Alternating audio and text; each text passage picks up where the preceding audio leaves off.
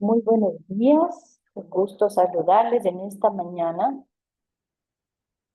Estamos ya iniciando, solicitamos una sentida disculpa a quienes nos están observando a través de la virtualidad. Tuvimos unos pequeños problemas técnicos, pero vamos a dar inicio en este momento.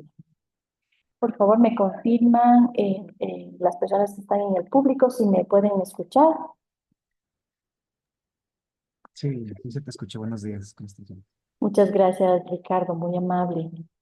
Bueno, entonces, sin más, aquí solamente hago unos pequeños ajustes. Listo. Muy buenos días, bienvenidas y bienvenidos a este webinar del día de hoy. El título es Observación de la Tierra aplicada a la gestión de riesgos.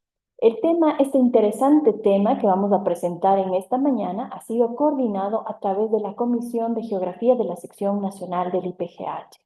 Para esta intervención tendremos la participación del ingeniero Ricardo Elizalde del Instituto Geográfico Militar. Agradecemos al Instituto Geográfico Militar por compartir con nosotros sus valiosos conocimientos. Ricardo Elizalde, ingeniero geógrafo y del medio ambiente, se ha desempeñado como profesional en la rama de la topografía, geodesia, cartografía, y teledetección. Durante el periodo 2022-2024 fue responsable del subproceso de nombres geográficos del que se desprende la elaboración del primer manual de criterios para la normalización de nombres geográficos. Actualmente se desempeña en el área de estudios geográficos, donde ha realizado trabajos derivados del empleo de imágenes satelitales para generar productos temáticos, estudios de cambio de cobertura y demás. Por tanto, el objetivo de este interesante tema, que es observación de la Tierra aplicada a la gestión de riesgos, será visualizar la importancia del empleo de información geoespacial obtenida a través de imágenes satelitales para el monitoreo y la gestión efectiva de riesgos de desastre. Sin más, de momento le doy la más cordial bienvenida a Ricardo Elizalde a este espacio de difusión. Bienvenido, Ricardo. Buen día. ¿Cómo estás? Muchas gracias. Buenos días con todos, a quienes nos siguen también a través de Facebook. Gracias por darnos la oportunidad como instituto, primero, a nombre de nuestro señor director. Siempre es importante tener estos espacios para dar una transferencia de conocimiento de los eh, eventos y de las cosas que estamos realizando, los trabajos que nos desempeñamos como parte técnica. El día de hoy le vamos a dar un enfoque un poco distinto al que estaba plasmado en una eventual situación respecto al tema de la observación de los riesgos a partir de los insumos que tenemos de imágenes satelitales. El día de hoy vamos a topar un tema específico que es el tema de los incendios, debido a que en nuestro país, por los eventos que todos conocemos a partir de este último año, pues se ha presentado una sequía.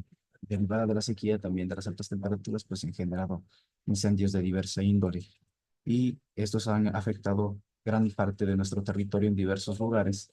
Y se van a abordar dos tópicos fundamentales, dos ejemplos. El primero, el caso de Huápulo, y el segundo, del Parque Nacional Cajas, que actualmente se encuentra ya controlado, pero que tuvo un gran impacto debido a que es un humedal Ramsar también y es una zona protegida. Sin más, voy a compartir nuestra pantalla para que empecemos con la presentación. Confirmo, por favor, si se puede ver. Sí, correcto, Ricardo. Podemos observar la pantalla. Muy bien. Bueno, esto, como lo había mencionado María José, este es un evento que está vinculado con la Comisión de Geografía, del cual el Instituto Geográfico Militar forma parte. Vamos a observar una breve introducción, el tema de los monitoreos de incendios forestales, la detección de zonas quemadas a partir de estos dos casos de estudio. Como una breve introducción, nuestro objetivo es desarrollar un modelo de observación a la Tierra basado en todas las tecnologías de teledetección. En este caso nos vamos a enfocar únicamente en los sensores ópticos que sirven para el monitoreo y los análisis de distintos riesgos, no solo el tema de incendios forestales, pero en este caso puntual vamos a enfocarnos en ellos.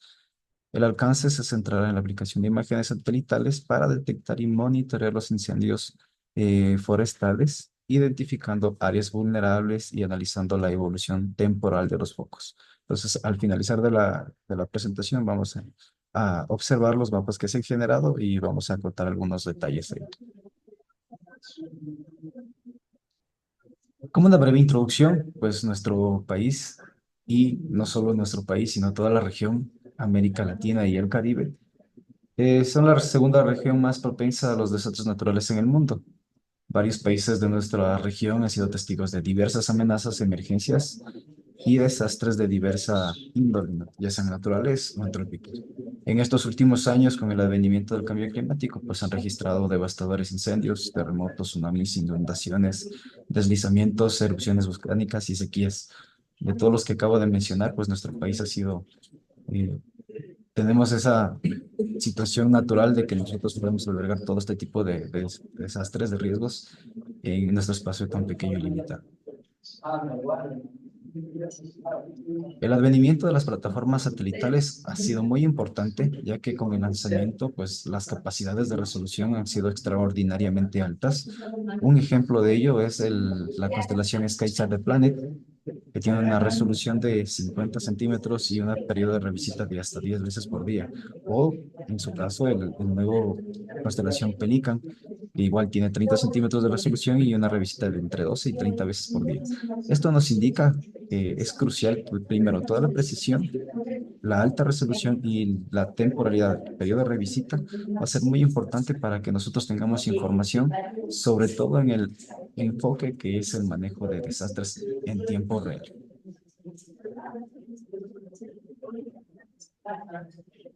¿Cuáles son los principales insumos que nosotros manejamos? Aparte de algunos satélites y constelaciones, uno de ellos, el principal, es el programa Copérnicos, que tiene un componente espacial, un componente in situ y varios componentes de servicios. De acuerdo al componente espacial, tenemos 6 familias de satélites conocidos como Sentineles. Y aparte de eso, hay que añadir algunas misiones contributivas que son de paga y que se activan cuando se genera algún tema de emergencia. El principal de ello que nos vamos a enfocar el día de hoy en conversarlo sería el Sentinel-2 y el Sentinel-3. Rápido.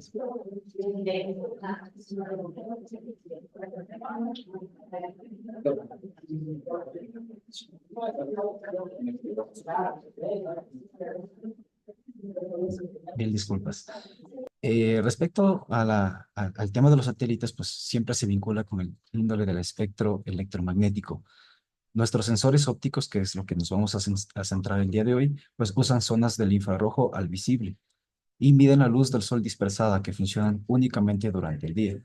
La superficie terrestre no se puede observar con los sensores visibles o infrarrojos cuando existe nubosidad o cuando estamos en condiciones eh, de lluvia o inclusive cuando está de noche. Esto, en cambio, sí lo permite hacer el microondas, que puede penetrar la nube, la vegetación y funciona en cualquiera de las condiciones que nosotros tengamos. En ese contexto, entonces, hablamos de dos tipos de sensores, los activos y los pasivos. Los pasivos son aquellos que ocupan una fuente de energía radiante que ocurre por situaciones naturales como el sol, la tierra u otros cuerpos calientes. Y los sensores activos proporcionan de forma artificial su propia energía como fuente de iluminación, por ejemplo, el tema de los radares. ¿Cuáles son las principales ventajas y desventajas? Primero, el tema del radar, pues funciona en cualquier condición meteorológica, independientemente si es de día o de noche. No le importa el tema de la vegetación, penetra inclusive algunas partes del suelo y los efectos atmosféricos son mínimos. Entonces son sensibles a la humedad y a las estructuras que están trabajando. Entre las desventajas que tenemos, pues bueno, son imágenes primero, son diferentes. Es decir, van a ser o suelen ser difíciles de interpretar si no se tiene un conocimiento previo, sobre todo con el tema del speaker o el mutado que se llama efecto sal y pimienta en las imágenes. Y suele existir una distorsión en zonas donde hay topografía. En nuestro caso, que atravesamos la cadena montañosa, pues se va a presentar este tipo de fenómenos. Finalmente, le pongo aquí el espectro electromagnético y los satélites enfocados sobre todo al tema de Sentinel y a los de Landsat. Recordar que en este caso Sentinel maneja 13 bandas, Sentinel-2 maneja 13 bandas, tiene unas en el, 4 en el infrarrojo, maneja 2 en el suite y también tienen el mid. Ahora bien, ¿qué miden los satélites? De forma resumida tenemos tres cosas. La reflectividad, que es la proporción de la energía saliente, es decir, del sol, y lo que recibe o que entra al sensor. La emisividad, que es la cociente entre la radiación térmica emitida por un cuerpo y la radiación que éste emitiría si se comportara como un cuerpo negro. Esto está enfocado en la ley de Planck, que tiene que ver con el tema del infrarrojo térmico. Mide temperaturas básicamente. Y lo que maneja todo el sensor activo es el ámbito de la emisión-reflexión, es la relación entre la energía emitida por un pulso y la misma que retorna al sensor. Ahora bien, ¿cómo interactúa la energía con la superficie? Primero, la absorción depende de los objetos con los que interactúe la radiación. Va a variar primero en función de la longitud de onda y esto va a permitir discriminar entre diferentes tipos de superficie. Es decir, entre vegetación, suelo desnudo, cobertura vegetal y cuerpos de agua, principalmente aquellos. Tenemos, como les decía, primero el NIR. El infrarrojo cercano nos sirve para detectar vegetación, está vinculado con la clorofila y la actividad sintética y permite realizar mapeos de suelos desnudos y de agua. También tiene el infrarrojo de onda corta o el SWIR que se le conoce, que es la detección de humedad en suelos y vegetación y la detección de incendios y áreas quemadas, estudia minerales y rocas. Por eso, en este caso, como ya lo vamos a hablar más adelante, vamos a trabajar netamente o con una combinación entre SWIR y NIR para determinar los índices. Y por último, también existe el infrarrojo térmico, que permite la determinación de temperatura superficial, detección de incendios forestales y la demanda del riesgo. Ahora, ¿cómo hacemos el monitoreo de los incendios forestales? Primero existen dos maneras. El monitorear a partir de sistemas globales y realizar un estudio netamente ya comparativo a través de la interpretación visual o a través de una clasificación. En este caso, existen tres enfoques para detectar el área quemada. Los focos activos, que es el FRP, Fire Radiative Power, detección de cambios en imágenes y un enfoque híbrido. Fundamentalmente los dos son los más conocidos y los más empleados. Todo va a depender de la zona a la que se tenga y el insumo que manejemos. A partir de detección de área quemada con focos activos, hay que conocer de que son el producto de procesar datos de temperatura de superficie. Estos puntos de calor son áreas de alta temperatura detectadas por satélites mediante imágenes térmicas. Y como lo menciona, prácticamente es el satélite de Sentinel-3 el que se va a manejar. En el modo de lanza tenemos el MODIS o el VIRS que proporcionan datos continuos a nivel global. ¿Qué aplicaciones tenemos? Primero, podemos monitorear en tiempo real la detección de incendios activos y de los puntos de calor. Esto nos permitirá generar alertas tempranas, métodos de gestión, prevención y análisis de series temporales de estos incendios. En la imagen tenemos los focos activos de 2023 proporcionados por MODIS. Ahora, ¿cómo se generan estos focos activos? ¿Cómo funciona el satélite, por ejemplo? ¿Cómo funciona Sentinel-3 para detectar estos focos activos? Primero emplean imágenes multiespectrales nocturnas y diurnas en el rango del infrarrojo medio y el infrarrojo térmico. A partir de ello, aplican un algoritmo que compara temperaturas detectadas en diferentes bandas espectrales para distinguir entre los píxeles de fondo, tierra, agua, nubes y también los píxeles de incendio. Y esto es muy importante. Aplican un umbral de temperatura fijo para determinar una temperatura en una primera estimación. Luego, los siguientes filtros se ocupan para refinar los resultados. ¿Por qué doy énfasis en esto? Porque, como podemos ver en la siguiente diapositiva, todos estos focos activos, los FRPs, nos permiten a nosotros tener un insumo para comprobar si realmente el producto que nosotros estamos generando tiene relación con lo que realmente está pasando en este momento, a partir de el monitoreo en tiempo real. Como les decía, dentro de los insumos de Sentinel-3 existe el SLSTR, que es el Cyan Land Surface Temperature Radiometry, que mide la temperatura de la superficie terrestre y marina. Es decir, en Sentinel-3, esta función nos permite determinar estos valores de FR. También tiene la NASA, no solo el programa Copérnicus. Como les decía, los sensores de la NASA también tienen el MODIS y el VIRS. Y bueno, el Landsat 8 también tiene ya el OLI, que nos permite determinar estos valores. ¿Cómo se presentan? Podemos detectar estos productos expresados ya para todo el mundo en formato shapefile. Depende del insumo que nosotros ocupemos, de la resolución que nosotros deseamos emplear, desde MODIS de 1 kilómetro hasta el Landsat de 30 metros.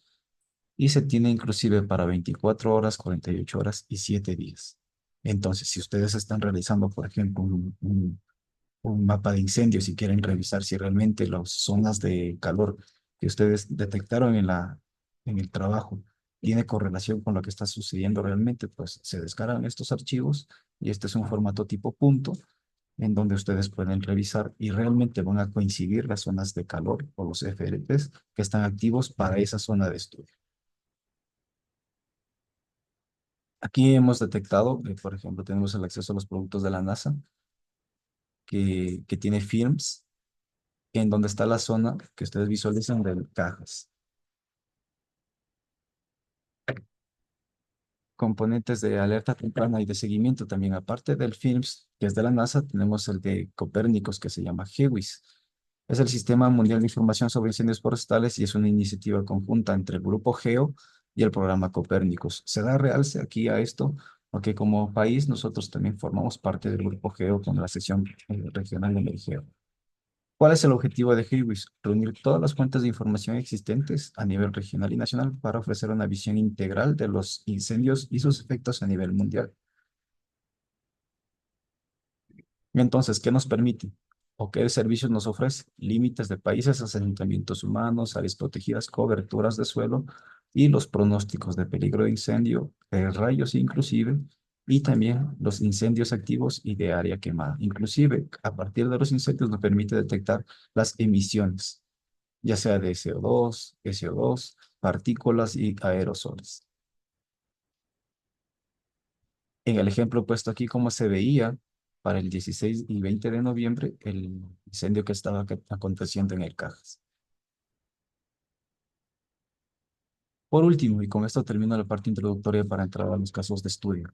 El procesamiento de imágenes es muy importante. Primero hay que realizar una corrección atmosférica.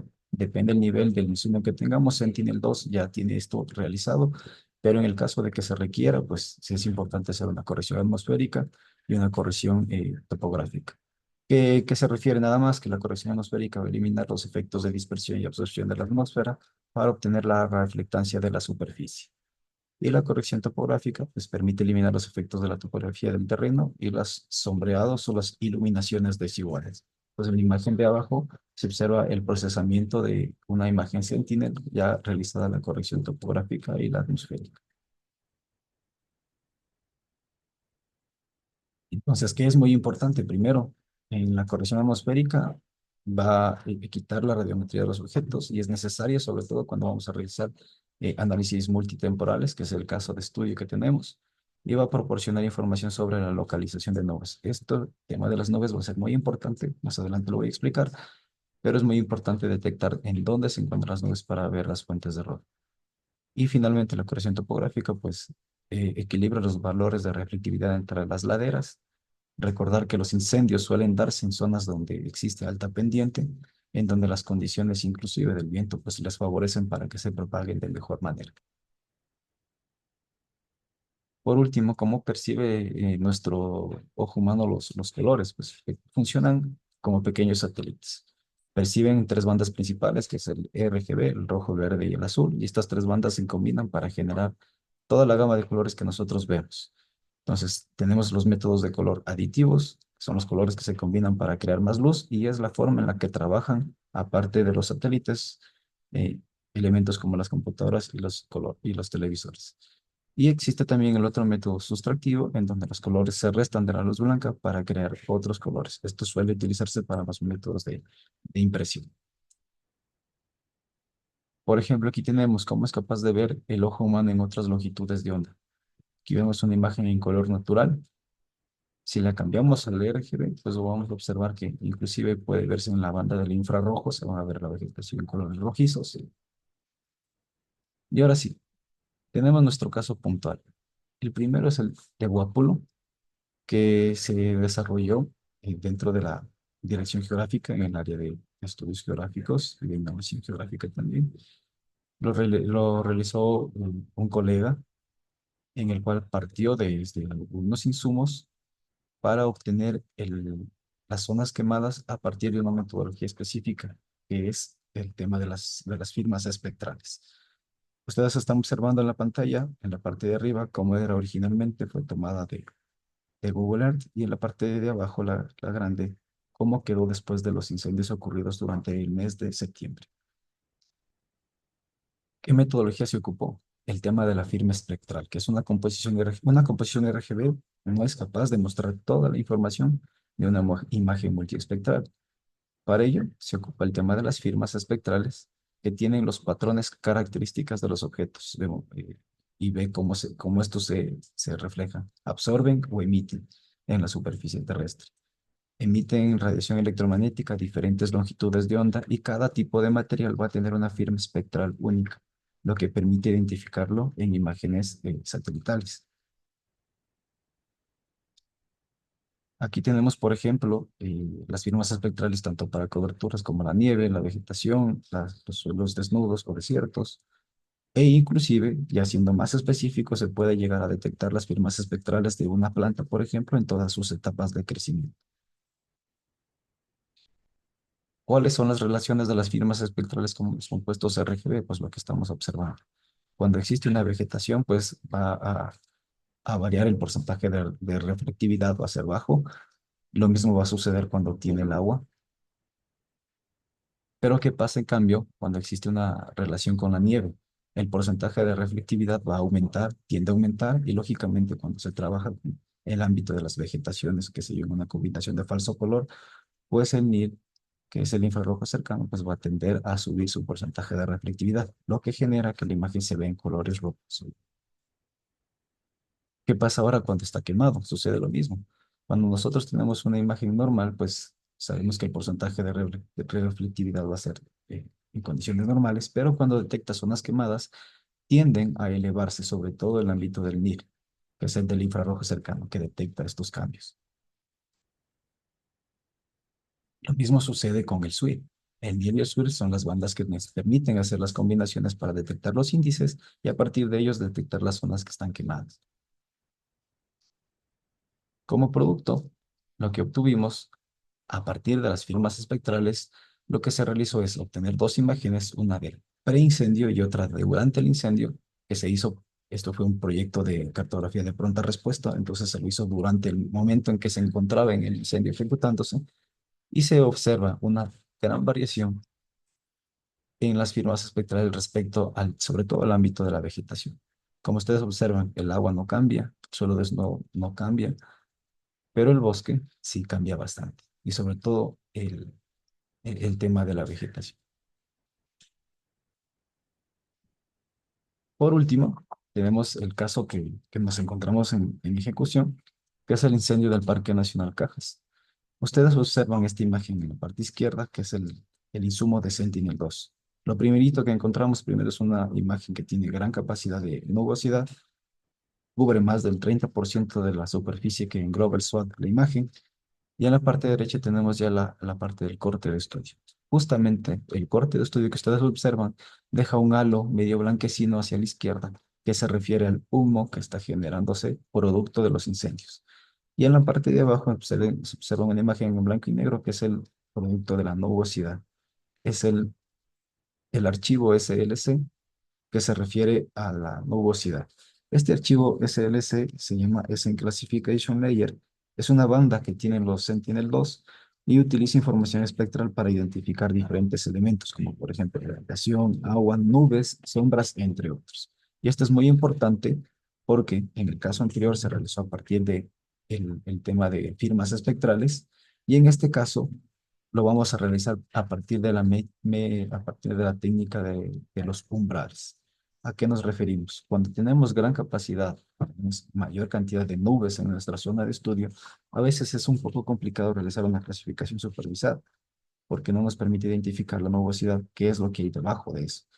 A partir de de la metodología de los umbrales, pues nos permite realizar igual con imágenes pre y post, ocupando como discriminante la máscara de nubosidad para realizar una resta. Hablamos de álgebra de mapas. Y al realizar esta resta, pues me obtiene ya los píxeles que están por debajo de esa capa y se mejora bastante el resultado. Entonces, para hablar de esto, primero debemos conocer que en esta metodología, en este segundo ejemplo, no ocupamos firmas espectrales, sino ocupamos los índices de vegetación. Entonces, estos índices son relaciones entre bandas que sirven para realizar algunos tipos realzar algunos tipos de superficies, entre otros. Agua, vegetación, zonas construidas o áreas quemadas. siempre guardan relación con variables biofísicas y se emplean para análisis en series temporales, qué sé yo, detección de cambios, inundaciones, talas, incendios, y permiten inclusive monitorear la salud de la vegetación. Entre los principales índices que se emplearon en este proceso, en este método, están el BAI, que es el Problem Area Index, que es un índice espectral diseñado para identificar áreas afectadas por incendios forestales con sensores que carecen del SWIR. Como en nuestro caso Sentinel sí mantiene sí tiene las bandas del SWIR, pues no lo ocupamos, pero pudiera ocuparse para, qué sé yo, ocupar una de PlanetScope que no tiene este tipo de, de bandas. Uno de los más empleados es el NBR. Es un índice utilizado para detectar y analizar las áreas afectadas por incendios forestales y es el que se emplea inclusive para detectar la severidad de los incendios. Sin embargo, el NBR2, el Normal Burn Radio 2, es una variación del NBR que se enfoca en la detección de áreas quemadas utilizando las bandas del SWIR, por lo que es más sensible en áreas con vegetación menos densa o suelos que han sufrido un incendio. ¿Por qué lo menciono de esta manera? Primero,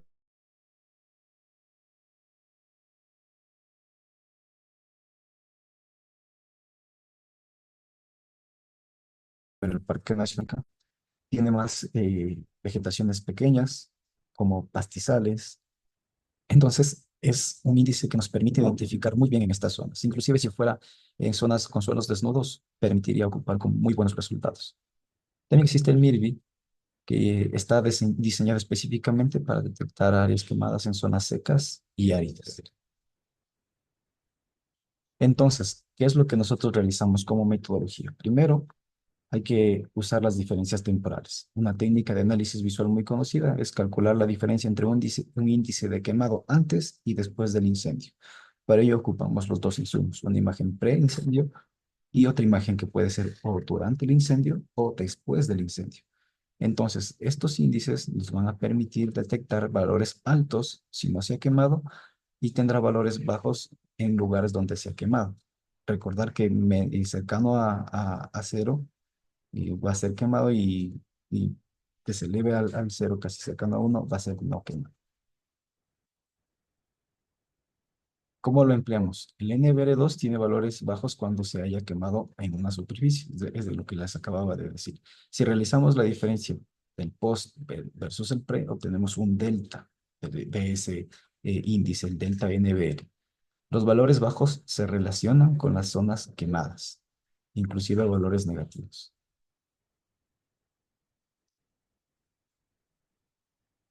El siguiente paso, luego que se efectuaron estos índices, fue detectar el área quemada con otra información. Entonces, ¿qué se hizo? Se generó una máscara de quemado con los datos, en este caso, puede ser de los tres índices que se ocuparon, pero únicamente le enfocamos como resultado al delta NBR2 y lo usamos haciendo la técnica del umbral en cada uno de ellos. Es decir, generamos el producto y vamos detectando píxel por píxel, se puede armar una tabla y se ve la que más se repite o la más cercana al valor de repetición, como una mediana. Sin embargo, este proceso se lo puede ya automatizar conociendo que históricamente y tradicionalmente para este tipo de índices, el valor del umbral es menos 0,1.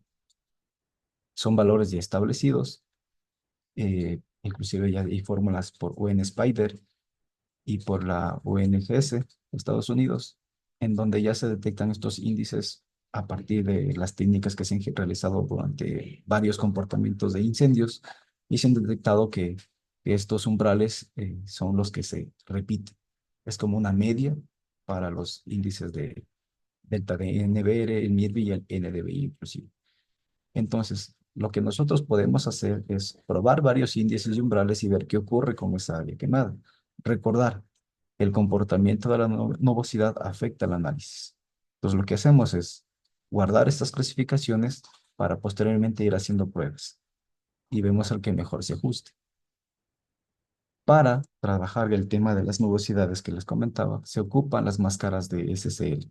Es un fichero que viene ya por defecto en las imágenes de Landsat 2, perdón, de Sentinel 2. Cuando ustedes descargan, ya viene el fichero de las máscaras SSL que se encuentra dentro de la carpeta granule, que significa cuadrícula, y se encuentra por cada una de las bandas y su resolución para 10, 20 o 60 metros. Lo que se realiza es ocupar esta máscara binaria de observación, se le hace una álgebra de mapas, se le pone uno como quemado, cero como no quemado, y se realiza una álgebra de mapas en cual se resta, se realiza se binariza la máscara por separado, tanto del pre como del post, y al final se realiza una resta. Se obtiene también, tal como los índices, un delta de el SCL pre-post. Una vez realizado este pre-post, lo que vamos a hacer es enmascarar las nubes ocupando una condición. La condición va a ser el if en la calculadora raster. Si el valor cumple, se le pone el valor de 1 y si es que no cumple, se le pone como 999 o como 0. Entonces se tiene el producto final, el valor de 1 quemado, 0 no quemado y 999 como no observado. A la par de este ejercicio también se realiza el cálculo de la severidad del incendio, que se realiza a partir del delta NBR, no del NBR2 que habíamos ocupado antes, sino del delta NBR. Y se realiza una clasificación en rangos. Esta clasificación ya viene determinada por la UN Spider, entonces ya está establecida y lo que nosotros hacemos es nada más reclasificar los valores y ponerle dentro de esa reclasificación pues, un campo de texto para determinar o describir textualmente a qué se refiere cada uno de estos rangos. Se reclasifica por tabla y se enmascara con el área quemada que terminamos anteriormente usando la calculadora raster y una sentencia. Esta acción nos permite a nosotros también determinar tanto la severidad, restando la capa de máscara de nubes, y se depura la imagen. ¿Qué tenemos como producto final? Primero, el mapa de áreas quemadas, en donde ustedes observan, está puesto como insumo un mapa base de ESRI, debido a que si nosotros manejamos el mismo insumo de Sentinel, pues se va a observar la misma nubosidad, pero el tratamiento que nosotros hicimos para determinar las áreas quemadas quitando la máscara de nubes es muy bueno. Lo que nosotros hicimos fue realizar este proceso y verificar con los puntos de incendios activos, que son los puntos en amarillo, que se encuentran sobre todo en la zona de Ancash, la parte occidental del Parque Nacional Cajas, que se coincidían para los reportes realizados a la fecha de los focos activos que todavía se mantenían y que estaban por controlarse y que necesitaban inclusive intervenir en estas zonas. Entonces coincidimos y detectamos que estas zonas coincidieron con los puntos de incendio activos que fueron los que nosotros descargamos del shape que les había mostrado anteriormente del Films. Por último, no solo se hizo la detección del área quemada, sino también el de severidad, en el cual a través de una leyenda de colores, pues observamos las zonas que han sido ya sean no quemadas, con severidad baja moderada, moderada alta e inclusive severidad muy alta. Y nuevamente coincidía la parte de los que están en rojo de severidad muy alta, aquellos que han ocurrido en un periodo menor de 72 horas. Eso quiere decir que los que ya mantienen una severidad baja para la fecha de estudio habían sido incendios que habían ocurrido al principio de la alerta que inició el 12 de noviembre. Entonces, para la fecha de estudio que se hizo, tanto entre el 12 y el 20 de noviembre, pues nosotros observamos que en las partes fundamentales, en las partes principales, en las partes iniciales, se mantenían esos focos activos de color rojo, que es por donde daba la secuencia o daba la continuidad de los incendios y que justamente en esos lugares tocaba atacarlos, porque eran los que se podían expandir para el área. Esto es el trabajo que nosotros hemos realizado en nuestro trabajo como temática de estudios geográficos enfocado para el análisis de riesgos y desastres. Hasta aquí nosotros tenemos realizada la presentación, sin embargo, sí quisiera comentarles que justamente estamos ya realizando el nuevo mapa para detectar las áreas finales quemadas del Parque Nacional de Cajas con el insumo obtenido del 1 de diciembre del 2024. No se lo pudo realizar con el insumo del 21 de diciembre ni del 26 de diciembre porque esa zona tuvo mayor capacidad mayor porcentaje de nubosidad, mayor al 70%, en el cual inclusive el fichero SSL no le permite trabajar. Es decir, si ustedes observan la imagen, van a encontrar solo nubes, está nublado netamente y no se puede trabajar. Se puede emplear otro tipo de imágenes como radar, pero para el caso del estudio nosotros hemos esperado un tiempo prudente para determinar inclusive ya cuando el incendio ha estado controlado y estos productos están ya disponibles en nuestro geoportal, está ahí en el enlace y están disponibles para la descarga. Están en formato shapefile para que ustedes puedan tener la visualización y determinar inclusive numéricamente cuántas son las áreas que han sido afectadas por este incendio.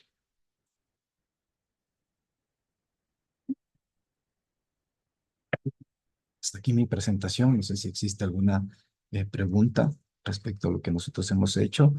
Esta presentación ha sido más de carácter informativa técnica y ahondar en el ámbito de la metodología técnicamente dicha, pues implica realizar ya un webinar expresado justamente solo para realizar un caso práctico, un ejemplo, un ejercicio, porque vincula algunas aristas. Como les decía, en el primer caso se realizó con una metodología diferente a la del segundo caso, porque no todos los lugares tienen las mismas condiciones.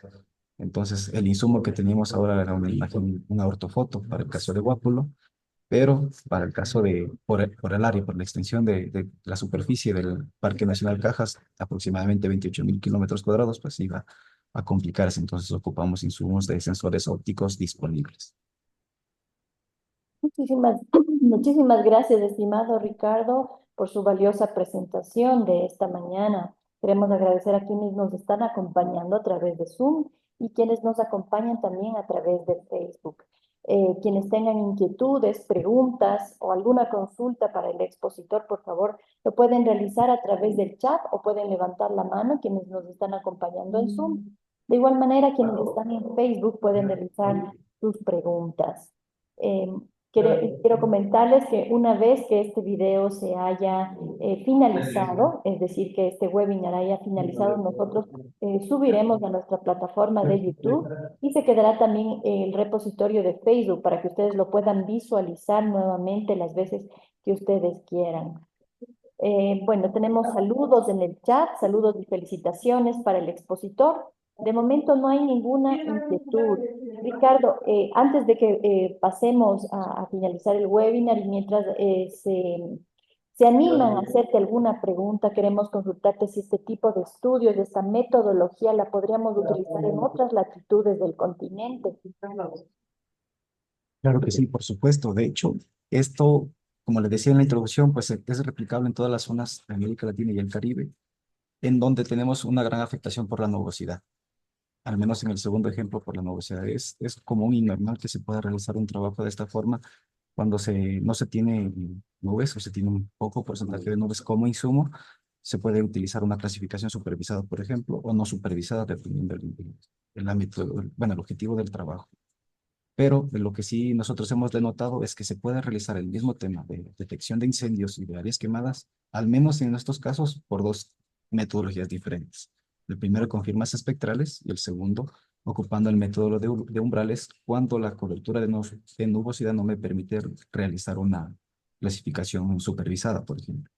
Entonces, claro que sí es replicable y de hecho tiene muy buenos resultados.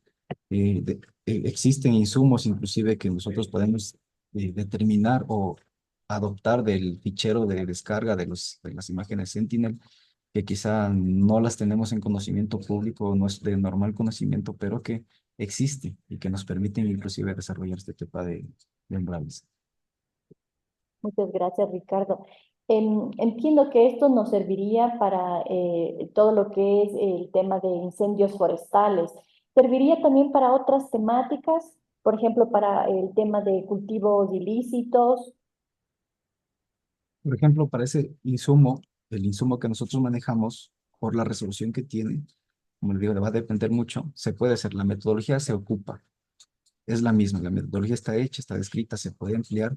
Lo que sí nos va a cambiar o lo que nos va a jugar en contra a veces va a ser el insumo por la resolución. Entonces, si yo quiero hacer, qué sé yo, una detección de cambios a nivel de escala 500.000, pues basta y va a ser muy bueno. Pero si quiero hacer yo un estudio específico, por ejemplo, minería ilegal, detección de pistas, se lo puede realizar, pero va a ser un estudio prospectivo netamente. No, no, hay que tomar en consideración de que hay que hacer comprobación en campo, primero, o aplicar otras fuentes o otra metodología que nos permita comprobar, tal como aquí en el caso que ocupamos de incendios. Se ocupó la metodología normal, pero también se comprobó con el insumo descargado de films de la NASA para detectar los puntos de incendio. Y claro, se comprobó que en las zonas que tenían mayor severidad todavía estábamos pocos activos. Entonces, claro que se puede ocupar, se puede replicar. Como le digo, la metodología siempre va a estar ahí, presente, pero debemos considerar primero el insumo y luego el objetivo. Entiendo. Muchísimas gracias, Ricardo. Muy interesante esta metodología que se ha generado y sobre todo poderla poner en práctica en un tema tan interesante como el tema de los incendios forestales. Muchas gracias, Ricardo, por su valiosa aporte a la sección nacional, a la Comisión de Geografía y a la ciudadanía que nos está escuchando.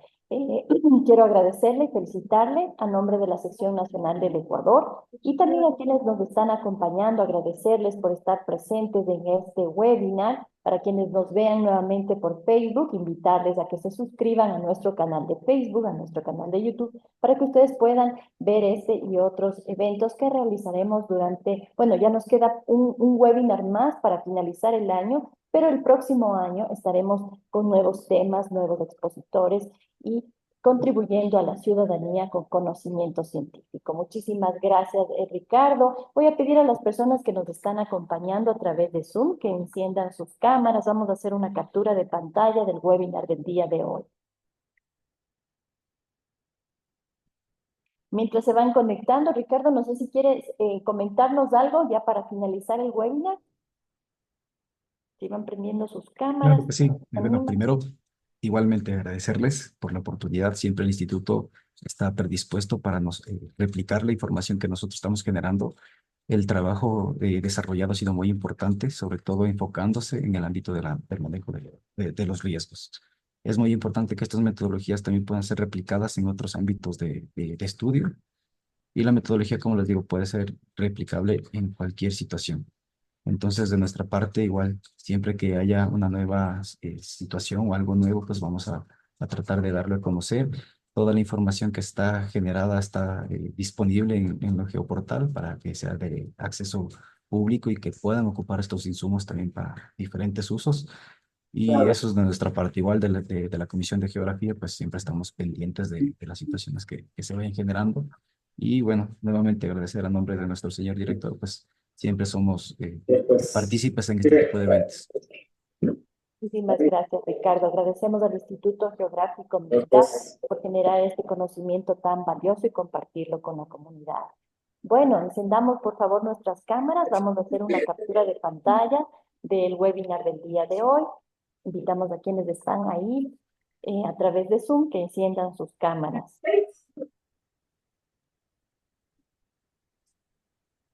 Parece que estamos un poco tímidos en esta mañana, entonces vamos a proceder a hacer la captura de pantalla.